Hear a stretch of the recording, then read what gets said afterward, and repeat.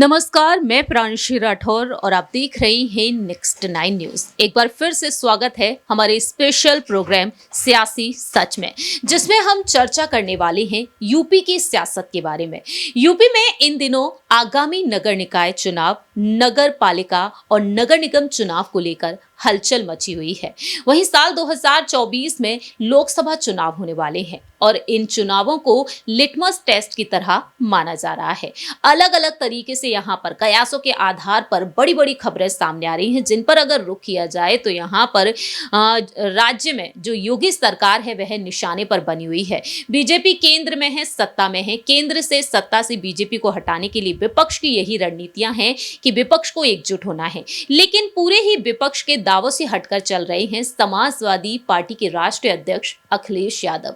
अखिलेश यादव ने हाल ही में अहम फैसले सुना दिए। अखिलेश यादव ने राष्ट्रीय कार्यकारिणी में शामिल कर लिया है अपने चाचा जसवंत नगर सीट से विधायक प्रसपा प्रमुख शिवपाल सिंह यादव को राष्ट्रीय महासचिव वह बना दिए गए हैं। अब दावे ये किए जा रहे हैं कि राष्ट्रीय महासचिव तो उन्हें बना दिया गया, लेकिन प्रमुख राष्ट्रीय महासचिव पद पर बरकरार हैं प्रोफेसर राम गोपाल यादव। वहीं स्वामी प्रसाद मौर्य भी राष्ट्रीय महासचिव के पद पर हैं। ऐसे में देखा जाए तो उन्होंने बसपा को भी कड़ी चुनौती दे दी है, लेकिन दूसरी ही तरफ उन्होंने परिवार को ध्यान में रखते हुए यहां पर अहम फैसले लिए हैं। क्योंकि देखा जाए धर्मेंद्र यादव, तेज प्रताप सिंह यादव और अक्षय प्रताप सिंह यादव को यहां पर सदस्य बनाया गया है और साथ ही साथ सभी वोट बैंक को ध्यान में रखते हुए ऐसे कई नेताओं को इसमें शामिल किया गया है और कुछ महिला नेताओं को भी। तो इस तरह से अखिलेश ने रणनीतियां बना ली हैं। तो सीएम योगी आदित्यनाथ को चुनौती देने के लिए अखिलेश के कई ऐसे मास्टर प्लान हैं। सबसे पहले आपको जानकारी दे दें कि चाचा शिवपाल सिंह यादव के कंधों पर लोकसभा चुनाव का बोझ है,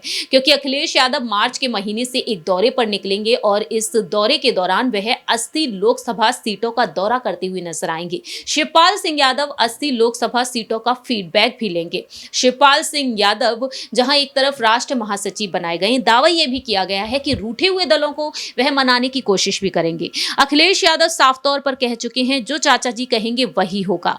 वहीं दूसरी ही तरफ देखा जाए, अब यह भी दावा किया जा रहा है कि शिवपाल के बेटे आदित्य को लेकर भी अब यहां पर बड़ी खबर आ सकती है जल्द से जल्द, क्योंकि दूसरे संगठन का विस्तार जो होगा वह और भी बड़े पैमाने पर हो सकता है। तो मैनपुरी लोकसभा सीट पर जो जीत हासिल हुई है उसके लिहाज से शिवपाल को पहला इनाम तो मिल चुका है। अब दूसरे तोहफे की बारी आ चुकी है और दूसरे तोहफे में कहीं ना कहीं उनके बेटे आदित्य यादव, प्रसपा प्रदेश अध्यक्ष आदित्य यादव को कोई बड़ा पद दिया जा सकता है, कोई बड़ी जिम्मेदारी दी जा सकती है।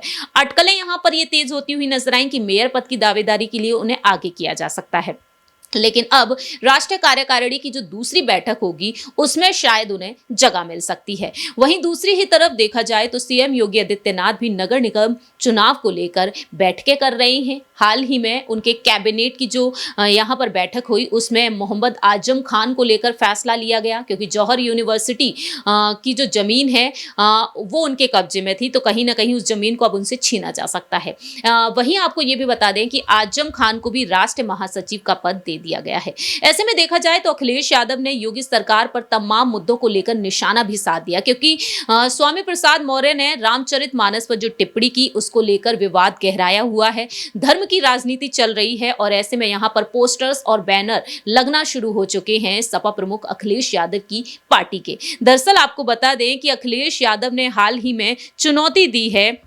सीएम योगी आदित्यनाथ को। यहां पर उन्होंने बड़ा दाव भी खेल दिया है, उन्होंने यहां पर बड़ा दाव खेला है और बड़ी चुनौती भी दे दी है। दरअसल आपको बता दें कि अखिलेश यादव ने हाल ही में जिस तरीके से अपनी बात रखी, शूद्र वाले बयान पर बार बार पलटवार के बीच लखनऊ के विक्रमादित्य मार्ग पर होर्डिंग लगाए गए, जिस पर लिखा गया कि हम शूद्र हैं, गर्व से कहो। डॉक्टर शूद्र उद्धम प्रकाश सिंह पटेल, राष्ट्रीय महासचिव, अखिल भारतीय कुर्मी क्षत्रिय महासभा, मुंबई। अखिलेश यादव ने कहा था कि वह सदन में सीएम योगी आदित्यनाथ से पूछेंगे कि वे शूद्र हैं या नहीं, और कहा कि वे या सपा श्री रामचरितमानस के खिलाफ नहीं है, लेकिन मानस में जो लिखा है उसे नकारा नहीं जा सकता। यह सवाल हमारा और आपका नहीं। स्वामी प्रसाद मौर्य के द्वारा जो टिप्पणी दी गई थी उस टिप्पणी पर उन्होंने बात रखी और साथ ही साथ नेताजी मुलायम सिंह यादव जी को पद्म विभूषण से सम्मानित करने को लेकर उन्होंने कहा कि जब लेटर मिल जाएगा तब इस पर बोलेंगे। स्वामी प्रसाद मौर्य पर भी लगातार अखिलेश यादव बोलते हुए नजर आए। तो फिलहाल देखा जाए तो इस पर रणनीति तेज है और इसी पर पलटवार किया केशव प्रसाद मौर्य ने।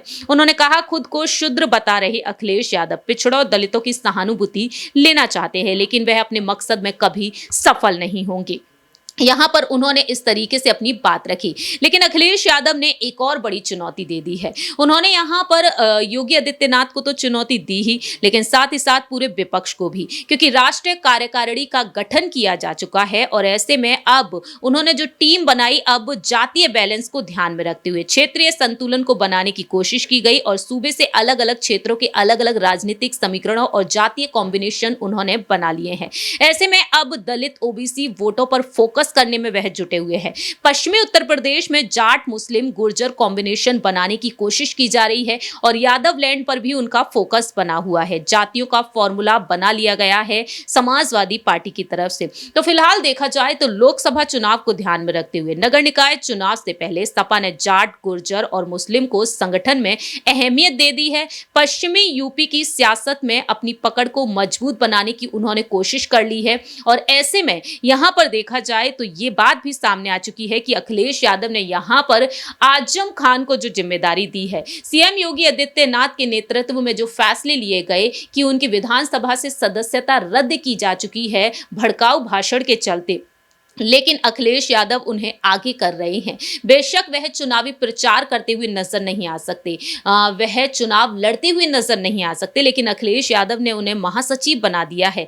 मुरादाबाद के कांट विधायक कमाल अख्तर, अमरोहा से जावेद आब्दी को राष्ट्रीय सचिव बनाया, तो वहीं यहां पर कई नेताओं को अहम जिम्मेदारी दी है, क्योंकि देखा जाए तो यहां पर मुस्लिम वोट बैंक पर ध्यान है मायावती का और मायावती दलित मुस्लिम फॉर्मूले के जरिए मुस्लिमों को साधना चाहती हैं। ऐसे में अखिलेश यादव ने मुसलमानों का खास तवज्जो देकर ये बड़ा दांव खेला है, क्योंकि यहां पर बदायूं से मोहम्मद सलीम शेरवानी को महासचिव भी नियुक्त किया गया है और मेरठ से आकिल मुर्तजा को राष्ट्रीय सचिव बना दिया गया है। अखिलेश यादव ने यहां पर आजम खान को आगे रखा है, जिससे कि हर एक वोट बैंक को तो संभाला जाएगा, लेकिन मुस्लिम वोट बैंक को वह बिल्कुल भी नहीं छोड़ सकते हैं। दलित ओबीसी पर भी उनका फोकस है और ओबीसी का सबसे बड़ा चेहरा माने जाते हैं केशव प्रसाद मौर्य।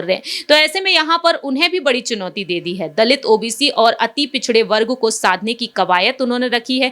आजमगढ़ से बलराम यादव, कुर्मी समुदाय से आने वाले लालजी वर्मा, राजभर समाज से राम अचल राजभर, पासी समुदाय से आने वाले अवधेश प्रसाद को महासचिव बना दिया है।